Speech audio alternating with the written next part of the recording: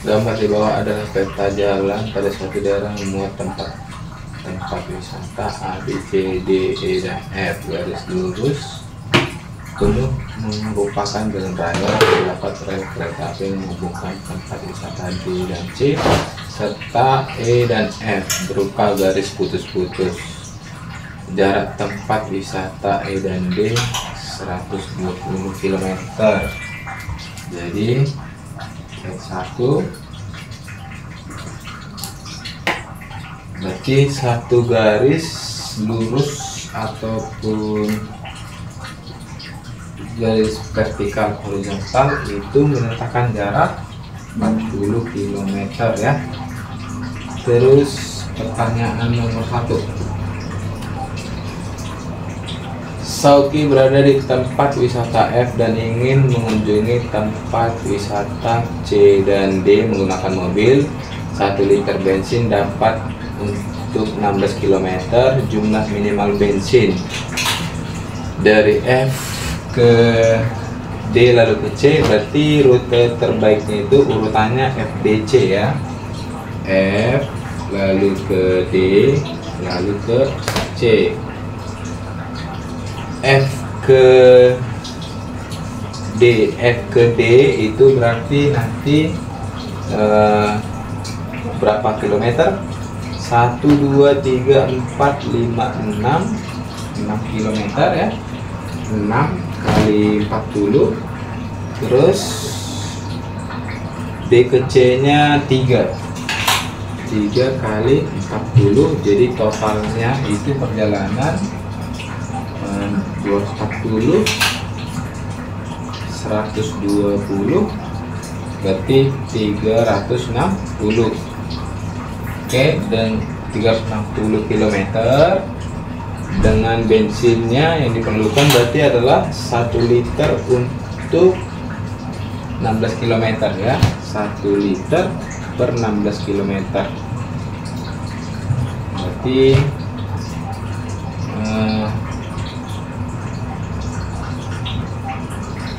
tinggal dibagi ya, bagi 4 ini berarti 90 dibagi 4 liter atau 45 bagi 2 atau 22,5 liter ya, 22,5 liter. Oke, itu nomor 1. Nomor 2. Berawal dari tempat wisata D, seorang turis mengunjungi setiap tempat wisata lain dan kembali ke D. Biaya tiket per orang untuk bus antar jemput 20.000 untuk setiap 10 km. Harga tiket kereta dari F ke E maupun D ke C 150.000 biaya total perjalanan. Jadi untuk dia dari D kembali ke D mengunjungi semuanya, berarti dengan catatan kalau harga bus 20.000 per 10 km. Jadi D balik lagi nanti ke D, dimana kalau bus itu 20.000 per 10 km alias 2.000 per kilonya ya. Sama kalau naik kereta api itu 150.000. Jadi nanti kita bandingkan mana lebih murah ya. Berarti urutannya biar lebih singkat ya, berarti dari D langsung ke C mungkin ya. Nah, jadi rutenya DCB A ya, rutenya itu berarti D C BAF terus ED ya. Nah, coba kita urai ya. Kita urai kalau dari D ke C itu berarti biayanya nanti adalah, nah kita hitung apakah naik kereta atau naik bus. Kalau naik kereta itu berarti 150.000. Kalau naik bus itu berarti jaraknya 120 km dikali per kilometernya 2000. Nah, ini berarti lebih untung naik kereta ya, naik kereta. Jadi ini naik kereta kita pilih. D ke C, terus C ke B. Berarti begitu juga nanti untuk F ke E ya, untuk F ke E. Itu berarti nanti naik kereta aja. Nah, sekarang C ke B. C ke B, B ke A ke F itu bisa sekaligus ya.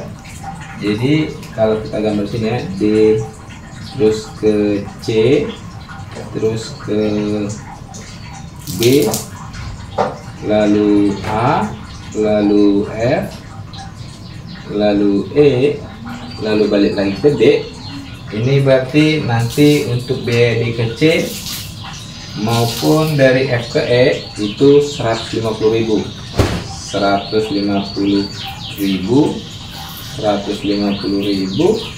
Nah, sementara ini harus naik bus karena nggak ada keretanya ya. CBAF kalau kita hitung semuanya itu total kilometernya berapa? 2 tambah ya, 1 2 3 4 5 ini 2 ini 5. AKF nya 4 ya, 4 berarti totalnya 11 ya, 11 dikali 40 km dikali per kilometernya 2000 kali 2. Jadi ini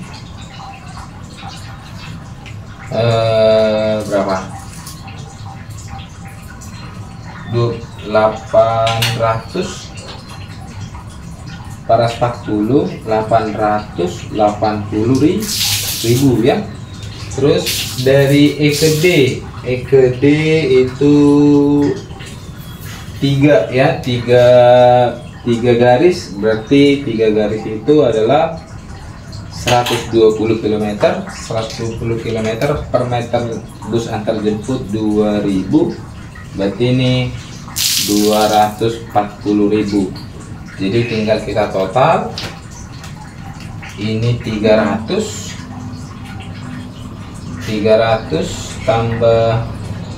tambah 300 di sini ya, tambah 300 terus tambah 240 berapa?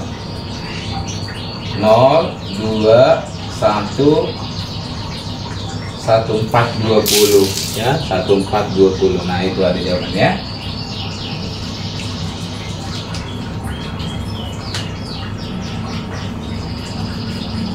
Nomor 3, panjang rel kereta yang menghubungkan E dan F. Panjang rel kereta yang menghubungkan E dan F. Nomor 3.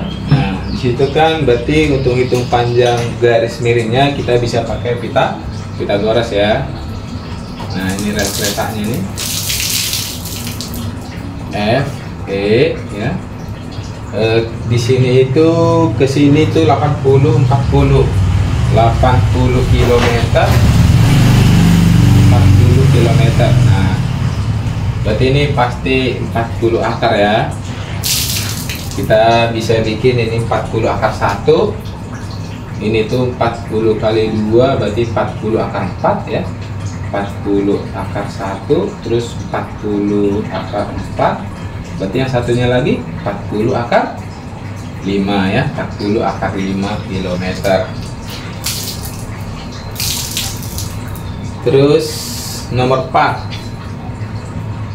Adia berada di D dan berangkat ke tempat wisata A dengan terlebih dahulu menghabiskan waktu selama 2,5 jam di E. Jika Adia berangkat dari D pukul 7 dan tiba di A pukul 13.30, laju rata-rata mobil yang dikendarainya berapa kilometer per jam? Dari D ke E tapi singgah di A, jadi DAE ya. Jadi perjalanan dia naik mobil. Nomor 4, D ke E, D ke E, lalu ke A. Nah, ini dia berangkat jam 7. Jam 7, tiba di A nya 13.30, berarti total waktunya itu 6,5 jam.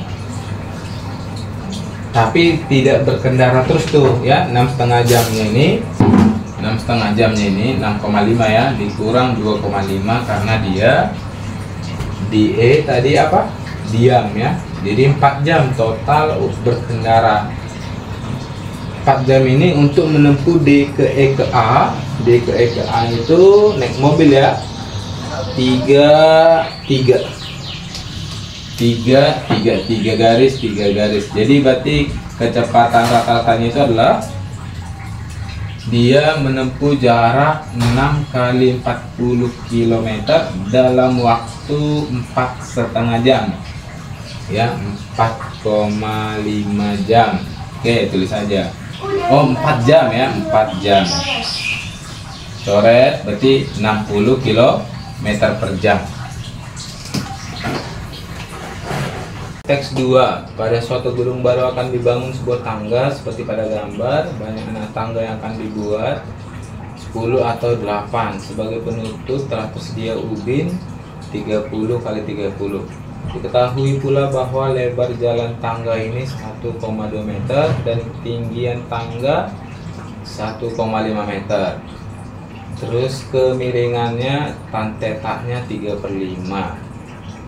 Oke, nah kita untuk visualnya sendiri teks 2 ya.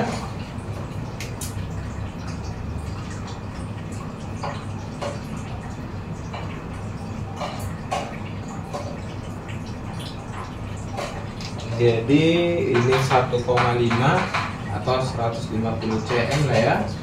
Terus theta di sini nilai kemiringannya 3/5 tangannya, berarti ini tuh berarti nilai dari 3x, berarti ini harus 5x.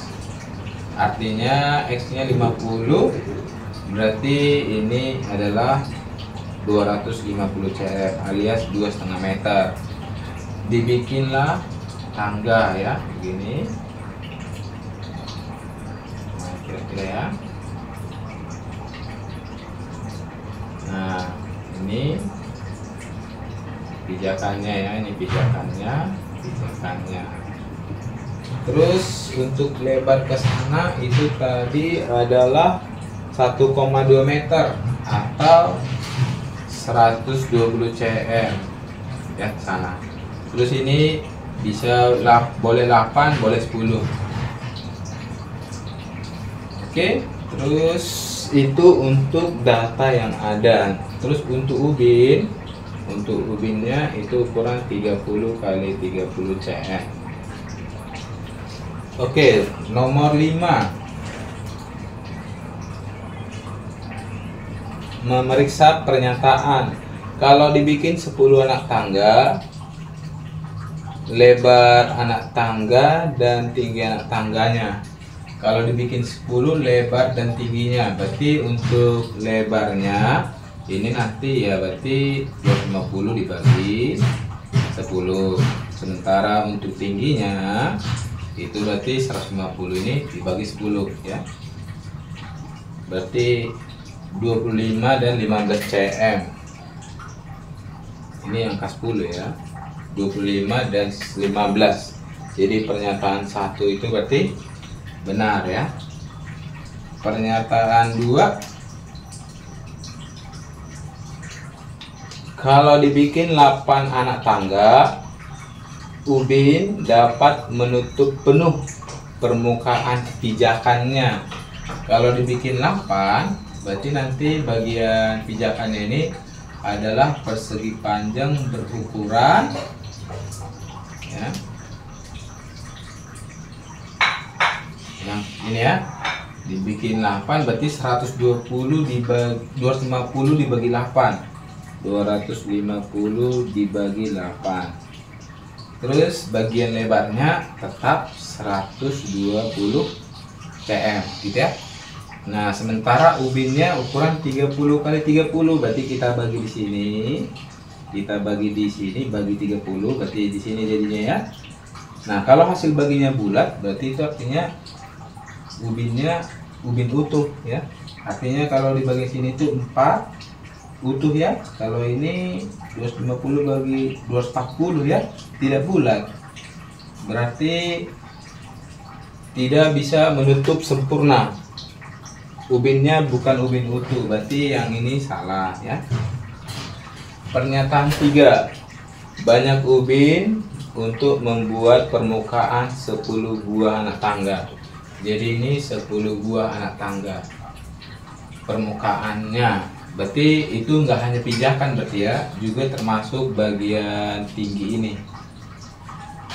Nah, kalau kita totalin semua ya, bagian pijakan maupun yang bukan ini nanti jadinya adalah persegi panjang ya kan. Persegi panjang yang lebarnya ini 120 cm, sementara bagian ininya jadinya adalah mau dibikin 10 ataupun 8, ini dalam hal ini 10 ya, berarti 10 bagian ininya kalau ditotalin 250, terus bagian tingginya ditotalin 150, berarti nanti panjangnya itu jadinya 250 tambah 150. Nah, berapa banyak ubin? Berarti kita tinggal hitung. Kita bagi luasnya ini yaitu 120 dikali 400, luas yang luas pijakan ya, dan juga permukaan anak tangga dibagi ukuran satu ubin 30 kali 30. Kita bagi ini ya, 120 kali 4, 480 dibagi 9, 480 dibagi 9, benar ya.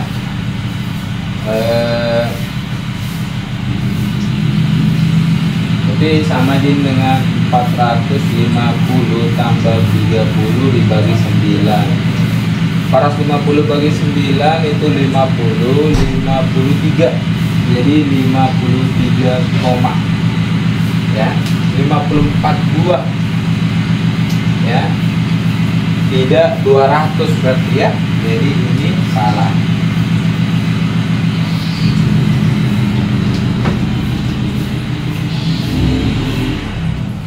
Kemudian nomor 6, berdasarkan gambar nilai A adalah nilai A yang ini ya. Sudah terjawab ya. Berarti untuk nomor 6, A itu maksudnya si apa namanya, horizontalnya ya, 250 cm atau 2,5 meter. 7. Pada saat pemasangan ubin dan pemotongan ubin diperbolehkan. Satu lusin ubin 210.000 dan tidak dapat dibeli satuan jika pemilik gedung berencana memasang 10 anak tangga. Banyak minimal ubin untuk seluruh bagian anak tangga. Berarti yang tadi ya, hitungan kita di sini ya, yang ketiga nomor 5 tadi bisa kita gunakan. Butuhnya 53 ya, 53 buah. Berarti itu berapa lusin? 53 koma itu berapa lusin? Kalau 3 mah lusin itu 12 ya. 36 belum ya, 3 enggak. Kalau 4 48, kalau 5 60. Iya, berarti harus beli 5 lusin ya, harus beli 5 lusin karena tidak dapat dibeli satuan. Terus nomor 8, pada saat pemasangan ubin dan pemotongan diperbolehkan, satu lusin 210.000, tidak dapat dibeli satuan, pemilik gedung berencana memasang 10 anak tangga, pengeluaran minimal. Oh, berarti kita lanjut dari sini. Berarti nomor 8 adalah harus beli 5 lusin dikali selusinnya adalah 210.000. Berarti berapa nih? 1.050.000. 1.050.000 itu pengeluaran minimalnya. Teks 3.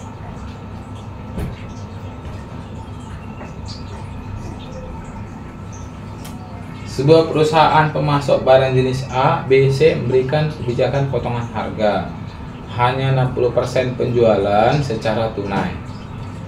A 25.000 box, harga jual 100.000 per box. B, C seperti pada tabel.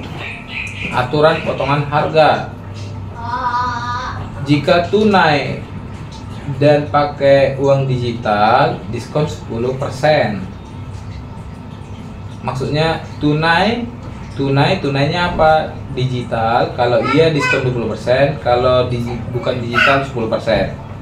Tunai kah? Tidak. Kalau tidak, ada hutang sebelumnya. Kalau tidak, berarti diskon 20%. Kalau iya, dibayar tepat waktu. Tidak. Kalau iya, kalau dibayar tepat waktu masih diskon 10%. Tapi kalau udahlah punya hutang sebelumnya, tidak dibayar tepat waktu, tidak dapat diskon apa-apa. Oke? Nomor 9. Jadi atau kita tulis dulu ya keterangannya. Jadi untuk A, barang A nanti itu perharinya terjual 25.000. 25.000 ini itu 60%-nya itu tunai, ya, tunai. Kredit lah berarti ya lawannya. Tunai itu 60%. 60% itu berarti 6 kali 25, 15.000. 15.000 berarti kredit itu 10.000. Kalau tunai dia udah pastilah nanti dapat diskon ya. Bisa dia diskon yang 20% atau 10% tergantung tunainya bagaimana. Kredit itu bisa jadi tidak ada diskon kalau bayarnya tidak tepat waktu jika sebelumnya ada hutang. Oke, untuk B 20.000, 30.000. Oh ya, untuk barang A ini 100.000 per box ya. Ini tuh 100.000. B 20.000, 30.000.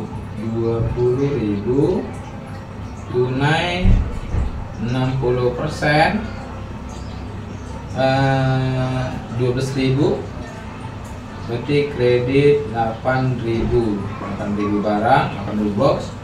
Per box 150.000. C 30.000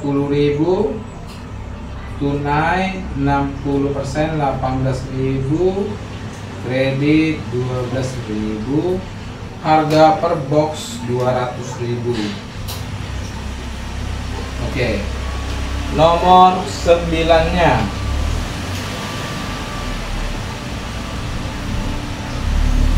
Jika 50% penjualan non tunai dilakukan oleh pelanggan yang pernah berhutang sebelumnya dan 50% diantaranya membayar tepat waktu, berarti 50% lagi tidak tepat waktu, peluang seorang pelanggan tidak dapat potongan harga. Jadi kalau kita tinjau dari yang A ya, yang A ini kan,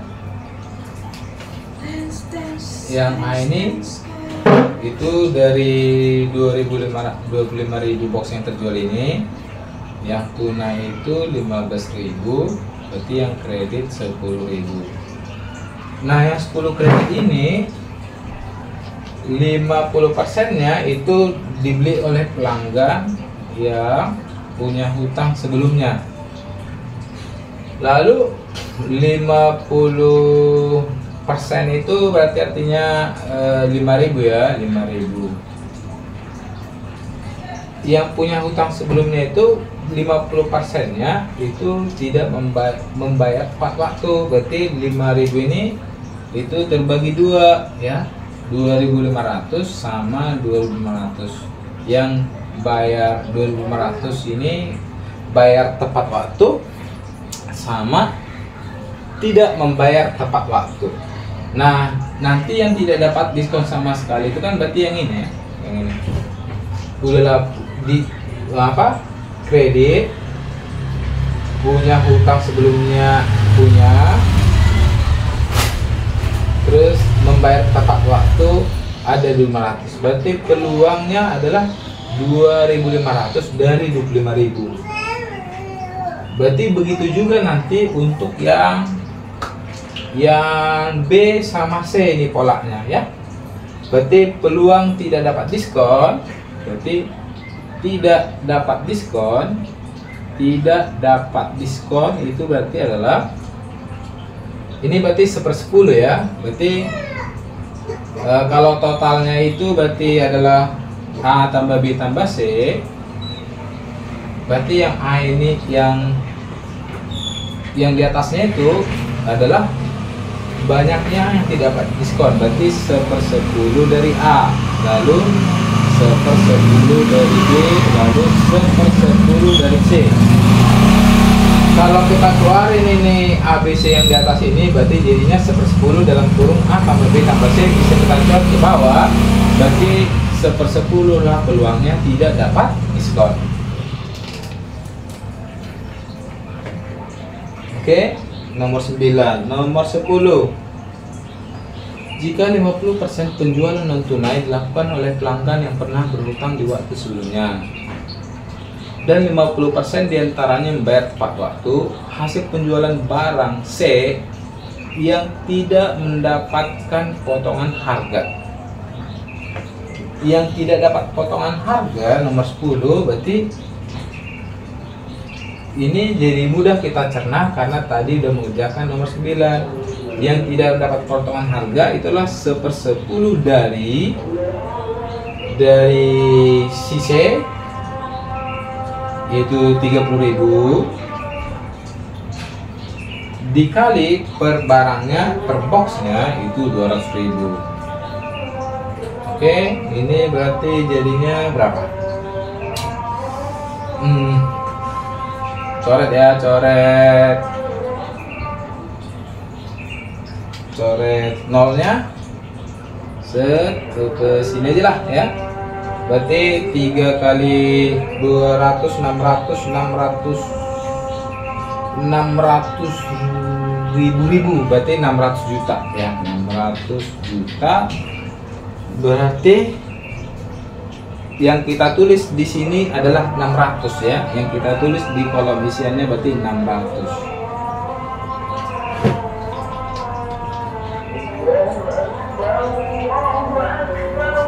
Yang barang C ya kan. Oke, nomor 11. Pernyataan 1, 2, 3. Jika membeli barang A 1000 box dengan tunai, pelanggan mendapatkan potongan harga 1 juta.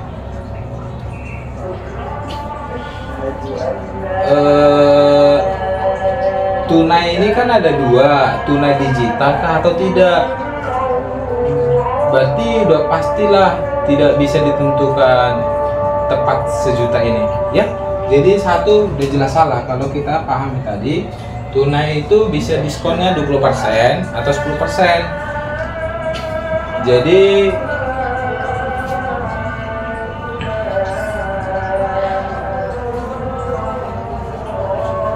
salah ya, salah karena benar ya, paham ya kenapa salah? Karena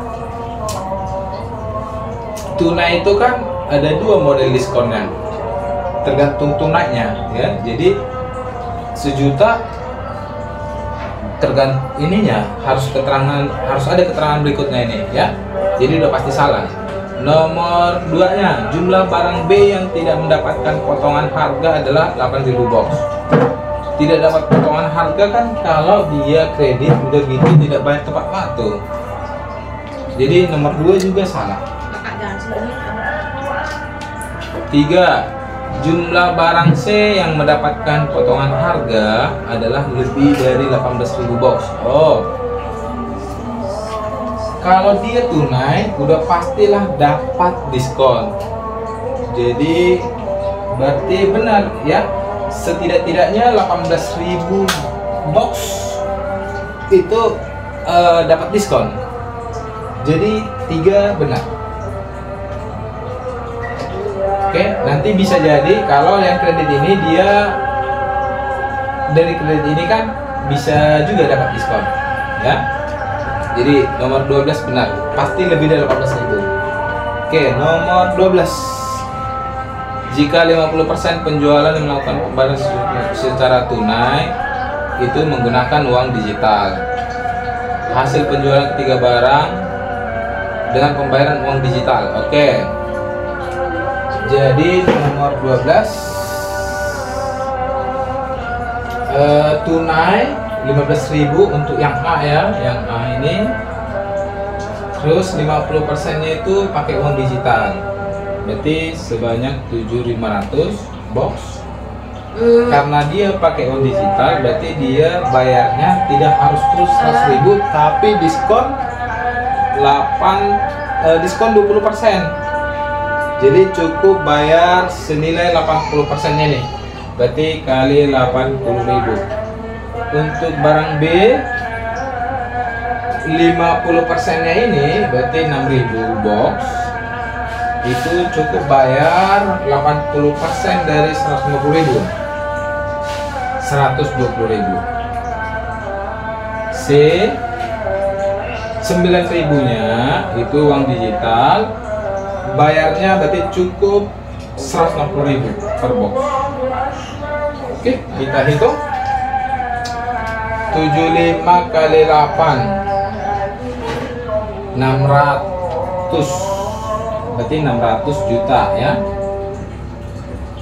6 kali 12 72, 720. 9 kali 16 144, 1440 juta atau 1 miliar sekian ya. Berarti kita tambah berarti 0 0246 67 17 71 27 60 juta. 2 miliar 2,76. Oke, teks 4. Ray merupakan seorang tenaga pemasaran dan menerima gaji 3,5 juta setiap bulan ditambah bonus 5% dari kelebihan penjualan jika penjualan lebih dari 25 juta. Nomor 13. Oke, untuk teks 4.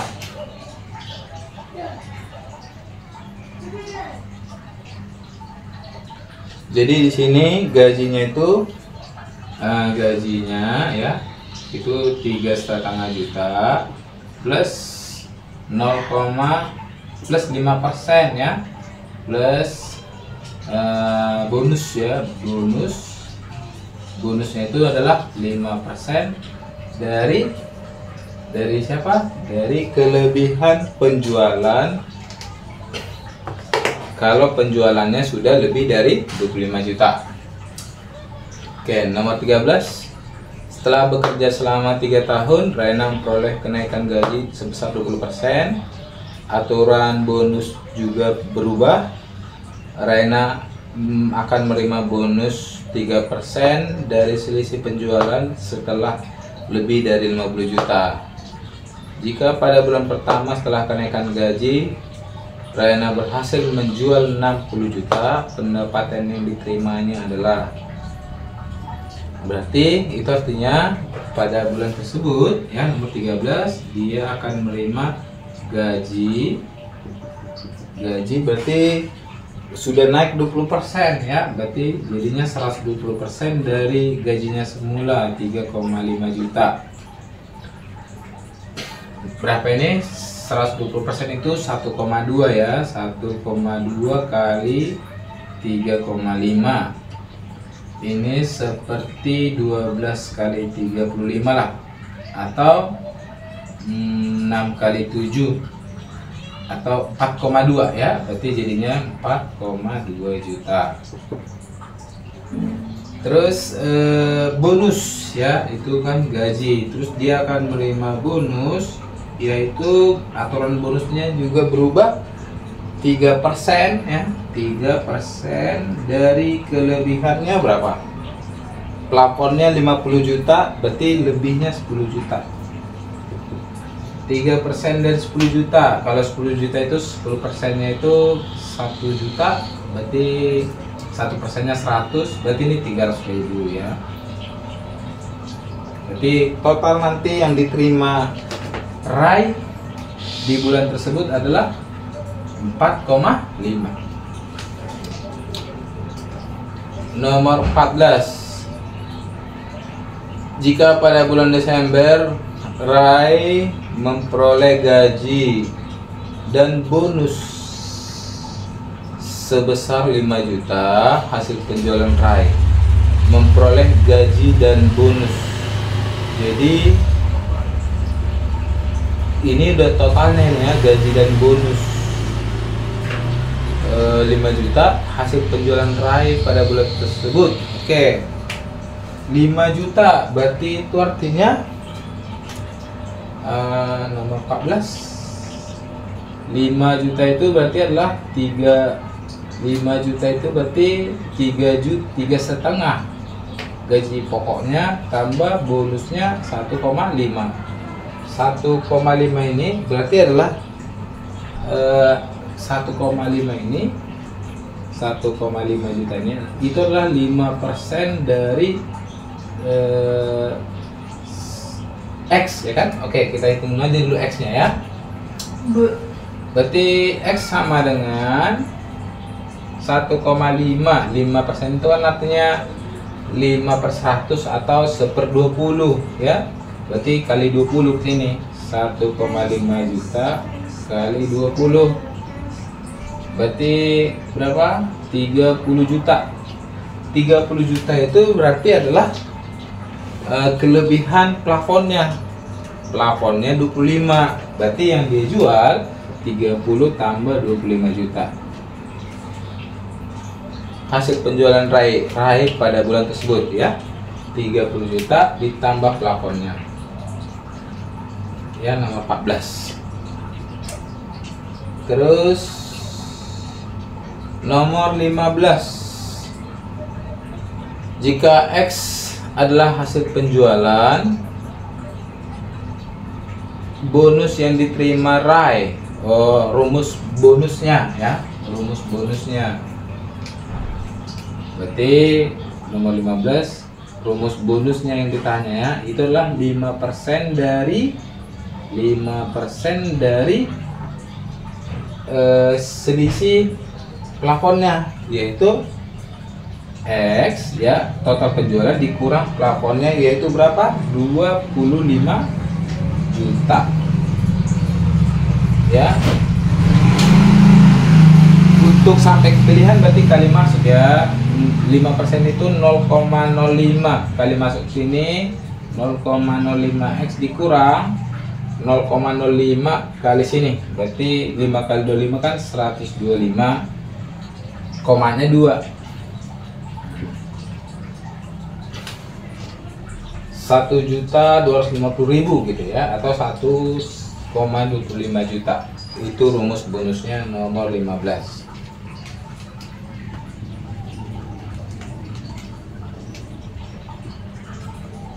Terus nomor 16. Jika X adalah hasil penjualan, total pendapatan Rai pada bulan, berarti total pendapatan yang diterima dia. Nomor 16 berarti formula untuk yang diterima dia berarti adalah penghasilan ya. Penghasilan yang dapat dia berarti adalah 3,5 juta ditambah yang ini ya, ditambah 0,05 X dikurang 1,25 juta ini. Oke, berarti jawabannya 3,5 dikurang ini 2,25 ya, 2,25 juta ditambah 0,05 X ya, atau dibalik kan sama aja ya, nomor 16 sudah.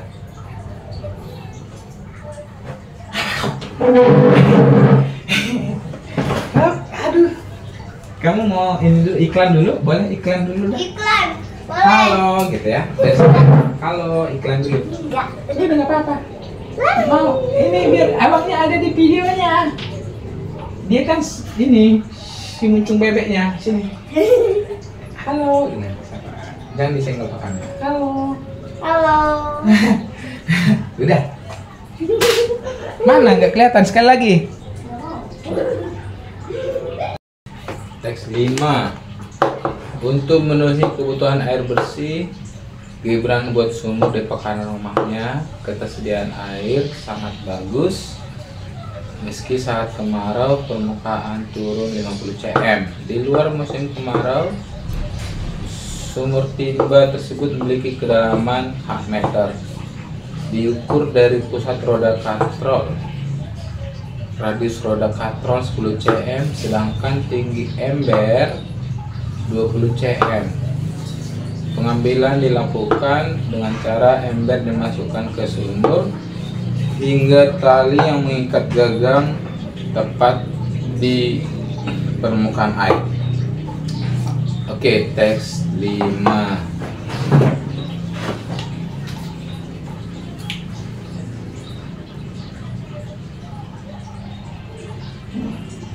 Jadi ada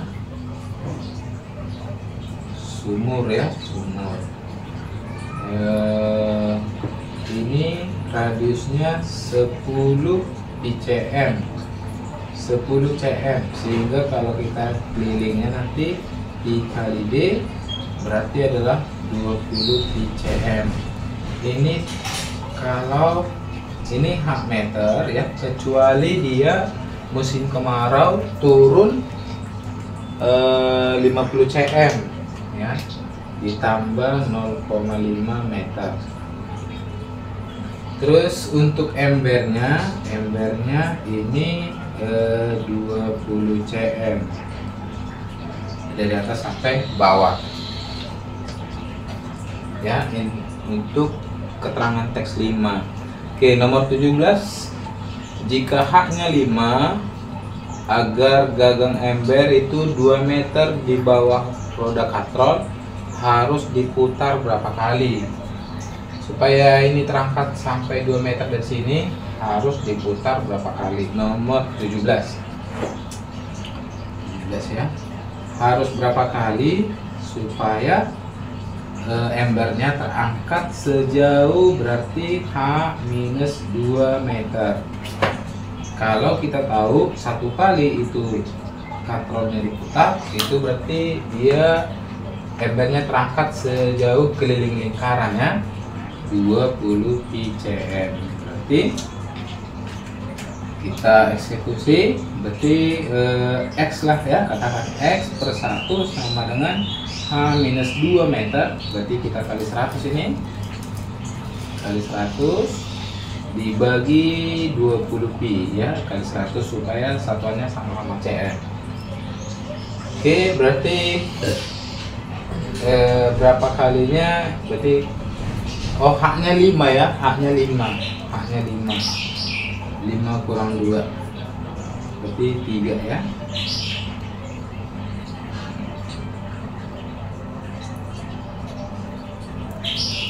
Oke, terus ya tinggal kita hitung 100 bagi 25 ya, berarti 15 per pi ya. Jadi X nya sama dengan 15 per pi. Jadi artinya harus diputar sebanyak 15 per pi kali. Oke. 18.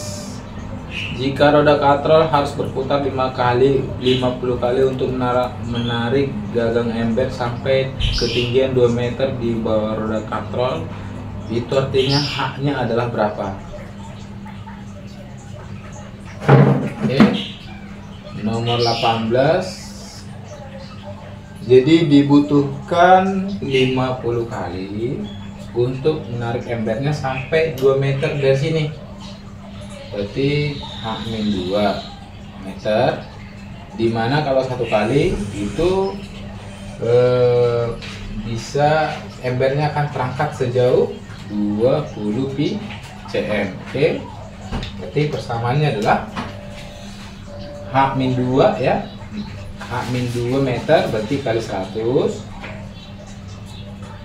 dibagi 20 pi. CM nya itu udah dicoret sama dengan 50/1 atau langsung aja 50. Oke, tinggal kita cari H nya ya. Kita cari H, kita bisa aja coret-coret nih ya. 100 sama 50 ini coret 2, terus 2 nya ini nanti coret jadi tinggal 10. Berarti lalu kali silang H-2 sama dengan 10pi. Ya bener ya, H-2 sama dengan 10pi. Jadi H sama dengan 10pi tambah 2, 18E.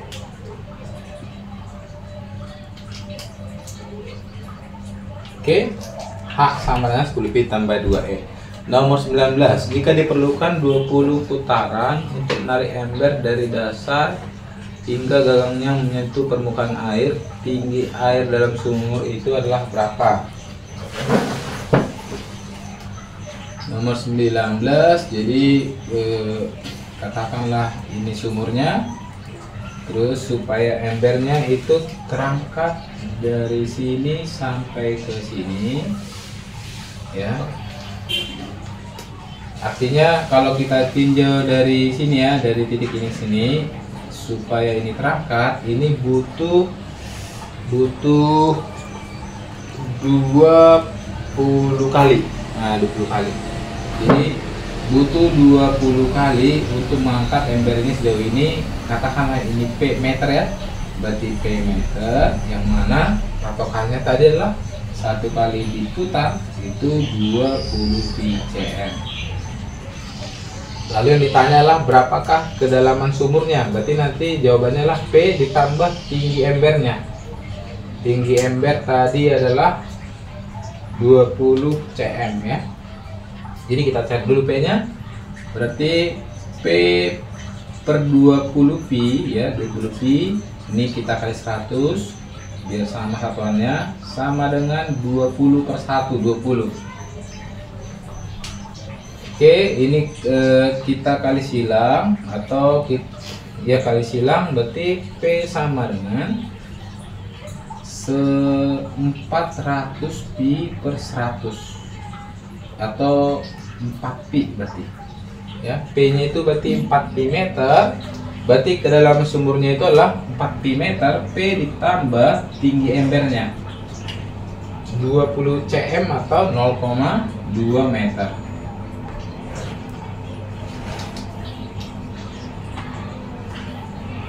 Ya. Nomor 20, jika pada saat musim kemarau roda harus diputar 200 kali untuk menarik ember sampai 1 meter di bawah roda, berarti H-nya berapa? Nah, pada saat musim